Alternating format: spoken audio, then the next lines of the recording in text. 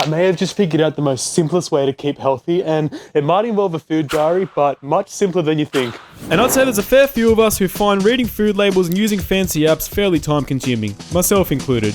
And with the fitness community always growing, there's no better time to solve this problem. And I'm going to do that by eliminating as many barriers between the kitchen scale to that final food log. So what if I told you there's a way to combine all this stuff together into what I would consider to be a single step process? Well, with machine learning and some quirky engineering, there is. So why don't you come with me and we'll do it together? Given the challenge and complexity of building an AI smart scale, I really want to take you along the journey to share the frustrations and sort of surprises that we can deal with along the way. And with any project, we should always lay down what the basics are first. Firstly, I need to create a digital scale, effectively a device that can measure, well, weight. Now I can do this with some sort of a load cell to actually measure the weight and transmit it to some sort of a computer, which for today's video, I'm going to be using the Raspberry Pi 02W to ensure we have some sort of appreciable computing power.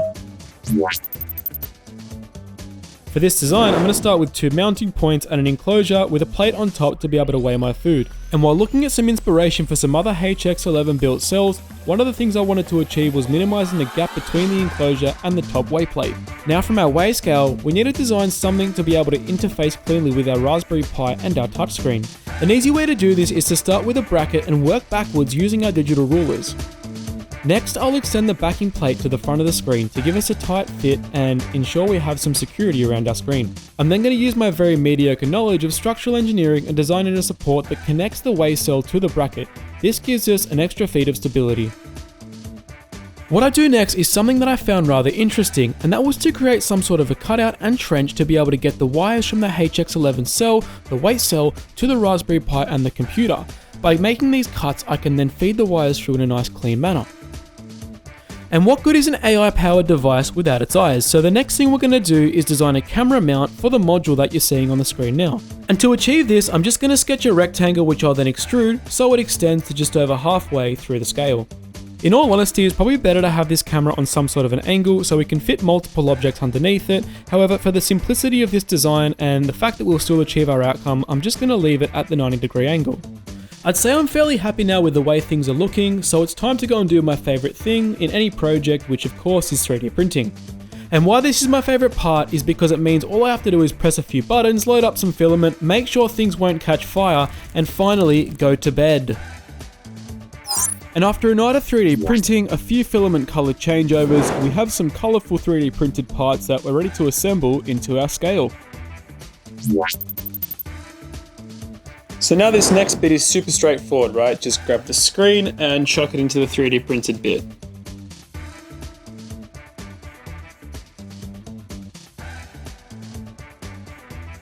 Right, so now we have our screen which is on this 3D printed mount, and we also have, as I've shown you before from the time lapse, the 3D printed housing unit. Now I'm going to show you why you shouldn't assume everything off GrabCAD is 100% correct.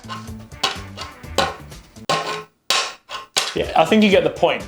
I screwed up because I didn't take into account the little Ethernet and the USB-C port here. So always remember to measure twice, so you only have to cut once. Now I've got to just throw this whole entire thing out and make myself a new one.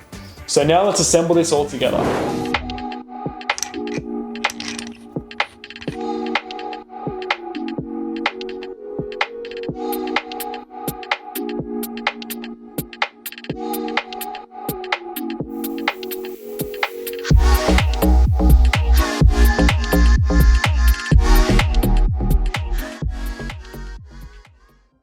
Now this is where the grind of the work is and where the brains of the project is made. I'm going to calibrate the weight cell using some pasta and some very simple code to start things off.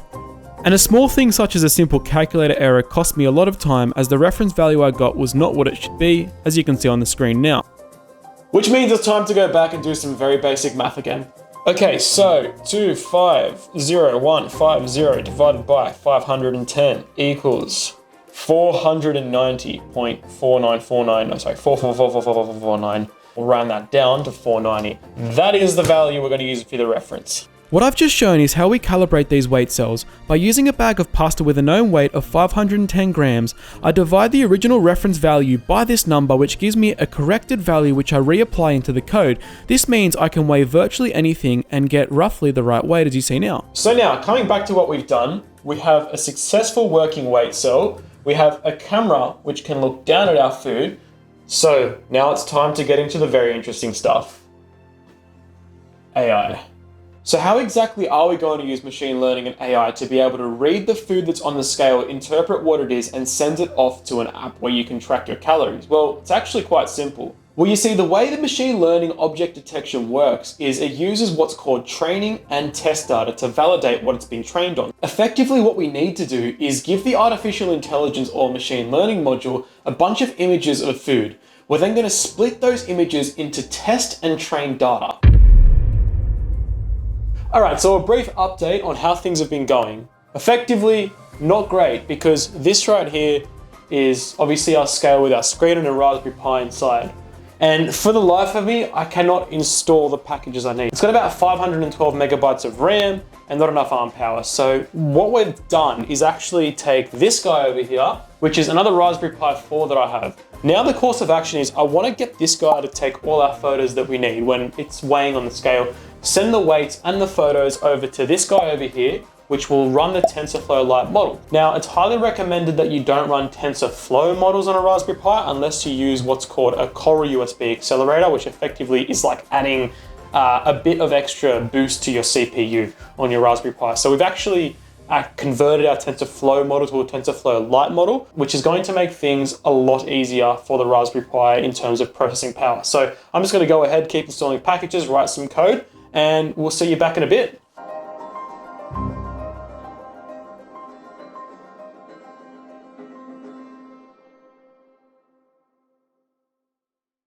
So in amongst those videos you just saw was a matter of a few weeks of me trying to write code, trying to reduce any unnecessary complexities in this project. And yes, I'm absolutely exhausted. When my hair isn't done up, I've got my engineering dad's jumper on, and I'm filming in front of this backdrop here. You can actually say, okay, James is bloody tired, whatever it is he's working on, because I am. Now on this device, I have the server code running. So effectively what's gonna happen is my scale is going to send the image to this, which will be interpreted. So let's go ahead and fire that code up. And now we have our scale here, and before I put any food on, I'm gonna activate the code on the client side, all thanks to cloud computing.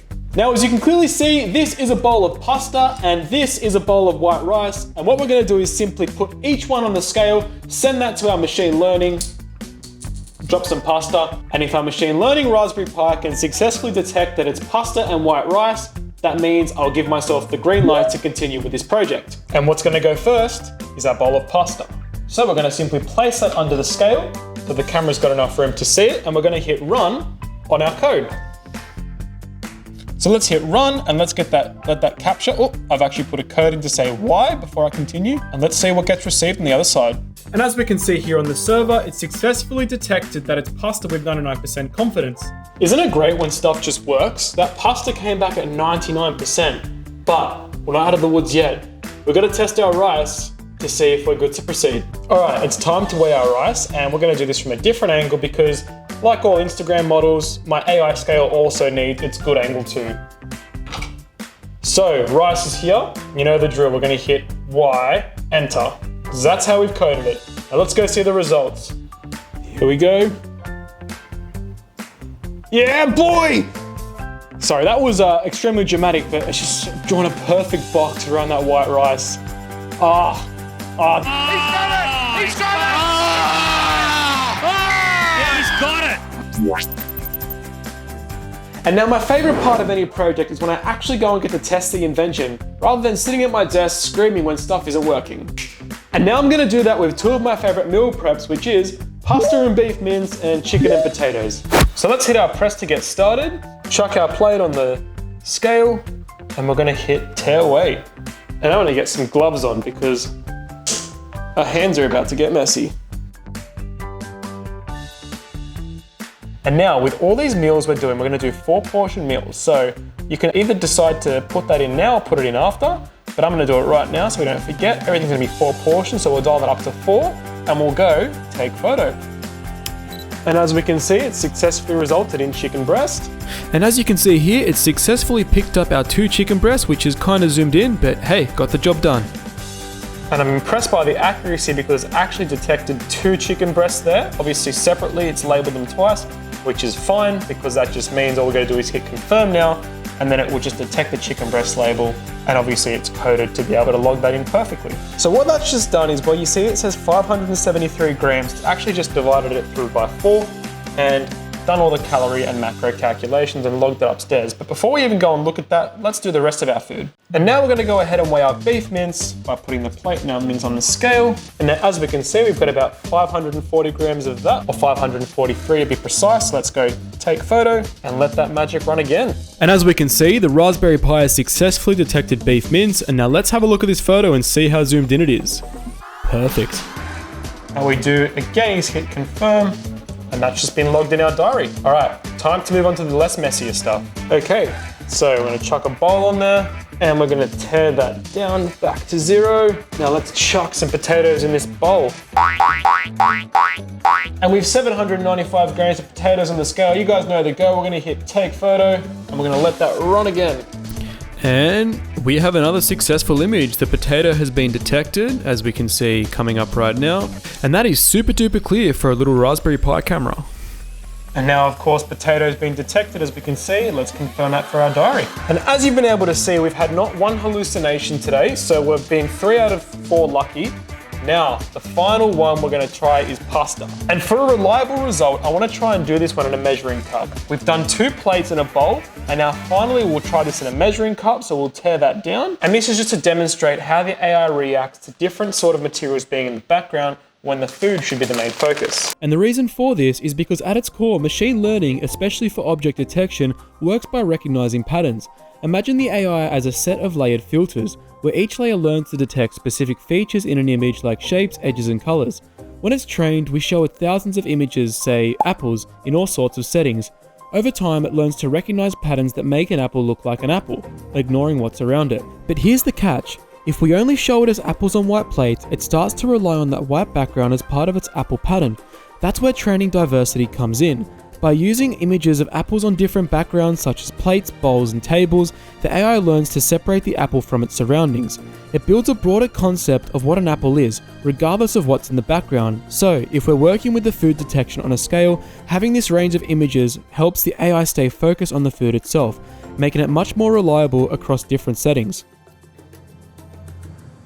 And last photo to take. And now lucky last has been successfully detected. How good is that? I mean, that is really zoomed in, like ultra zoomed in, but still impressive that it was able to actually pick up that it was pasta. When I see things like this, I get the impression that the AI training went so well that it was able to detect pasta given this awkward zoomed in angle. And now we just hit confirm. And just like that, I have made macro tracking the most user-friendly automated process in the world. Because don't lie, unless you're one of these 0.1% of people who wake up at 4:23 a.m. in the morning to go and do 27 sets of 600 kilos on the Smith machine bench press and then come home and scan 46 different barcodes just to post it on MyFitnessPal and say, it all starts today. If you're not one of those people, then you probably couldn't be bothered scanning all of your foods and entering all the details into your food diary, myself included. And even though this pasta dish that I made has more than just pasta and beef mince, it actually has cottage cheese and a couple of low-calorie sauces to up the proteins, the main moral of the story is that this actually was able to scan the main ingredients and send it over to a database. And hence what I'm impressed about, it's able to scan, weigh, and send all of your food to a database that's pre-configured with the foods in it to then detect what's on the scale and then log it back into a food diary, which is your own custom diary, which you can add any details about your health journey that you like. Now, training your own machine learning model from the ground up, from the code all the way to completion, is a very complex and time-consuming thing. And as such, I'd like to thank the guys over at Edge Electronics for actually providing a nice Google Colab workbook to be able to train your own machine learning models. I'll chuck a link in the description of where you can find their Google Colab sheet as well as their channel, so you too can be inspired to create your own machine learning models, which uses a very nice step-by-step process of how to train some TensorLite models like the one we've used in the video today. The reflection on this build is how much of a tool AI really is. In the past year, we've really seen AI develop, whether it be for image generation, music creation, report writing, you name it. But it can also be used to do some pretty nasty things, which Sean and I have actually covered in our podcast, which is actually due to return in the very near future. But personally, the way I see it is AI can be used as a tool to free up your time and be a supplement to everyday activities. So for example, in this project, meal prepping is kind of a staple of my weekly routine, where at the end of every week, I'm trying to get ready for the next week by buying ingredients, searching them up, scanning them, making sure that I'm hitting my targets as per my diet and per my routine. So for someone like me, not only was it rewarding and fun to be able to complete, but I do see the benefit this provides to the fitness community and those who are trying to start meal prep and trying to keep on top of it with avoiding the unnecessary complexities. And someone like you can really help to bring more of these ideas to life by hitting that subscribe and notifications button and really showing your support by sharing this video around. And with all that said, I hope to see you in the next one.